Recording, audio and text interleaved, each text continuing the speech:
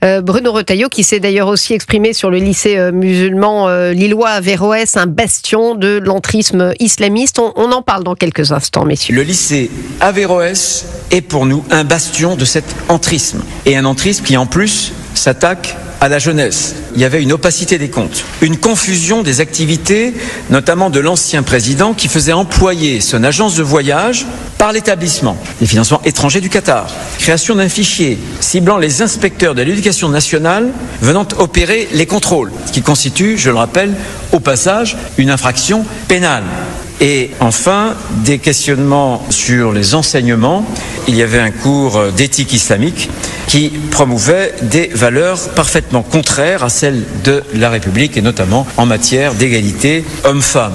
Mais c'est sûr que ça a l'air de l'agacer, Bruno Retailleau, cette décision de justice, Olivier d'Artigol. Oui, mais nous avons un problème, c'est que la préfecture du Nord, il semblerait, n'ait pas mis sur la table un dossier suffisamment ficelé.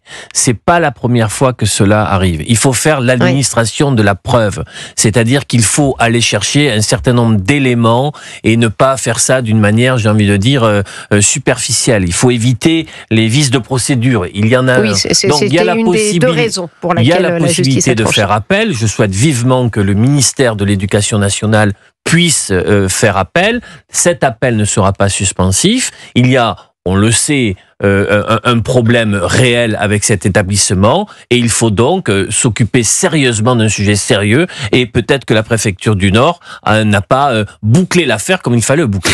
Mais voyez, parce que le juge administratif pointe un certain nombre de choses certainement et qu'il est dans son bon droit. Et je vous donne la parole dans quelques instants parce que ce matin on se posait la question de savoir s'il fallait tout simplement interdire les frères musulmans qui auraient une emprise sur ce lycée. Restez avec nous.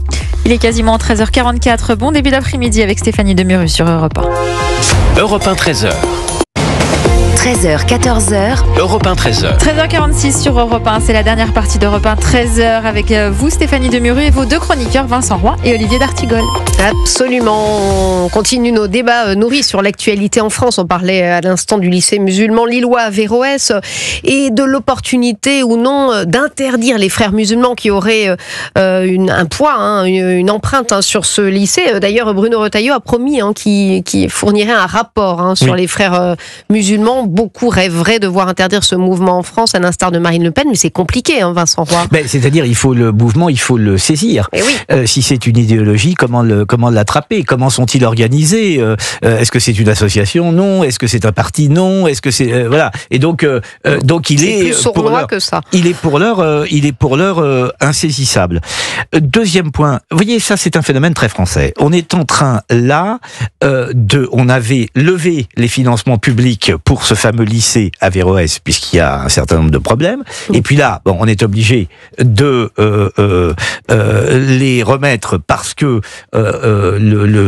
comme le disait très justement Olivier tout à l'heure, le dossier a été mal bouclé. Mais pour moi, c'est très simple.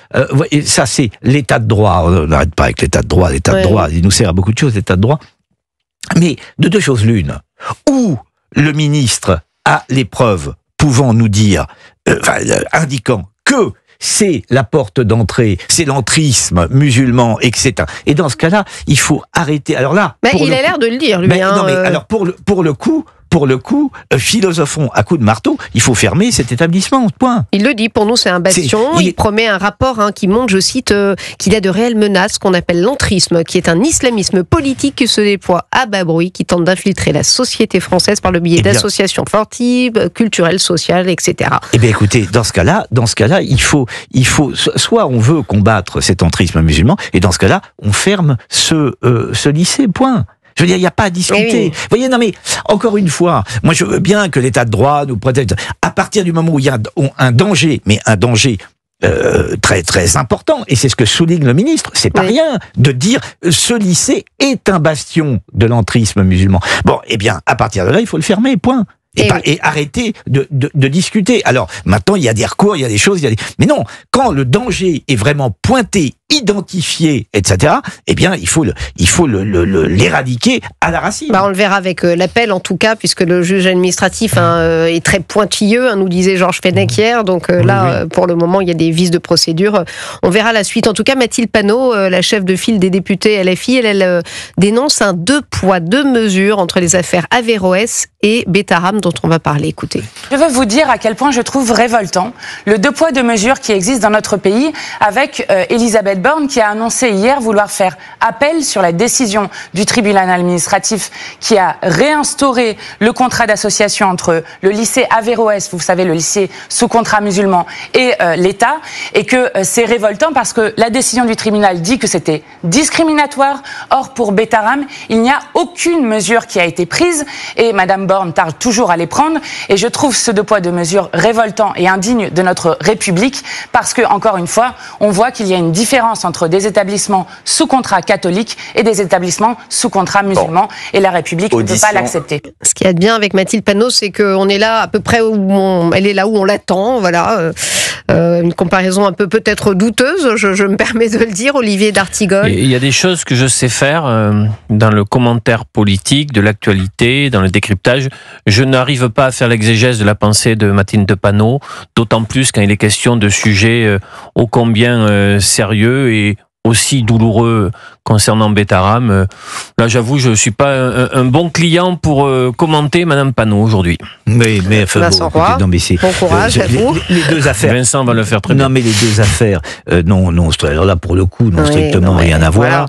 Là, il y a une volonté de l'extrême gauche, mais c'est pas vrai que de Madame Panot, de taper sur l'enseignement catholique. Bon, voilà, on bouffe du curé, on continue de bouffer du curé, on en a bouffé, on en bouffe aujourd'hui, on en bouffera demain. À bas la calotte. Bon, ce qui évidemment est monstrueux pour un futur cardinal comme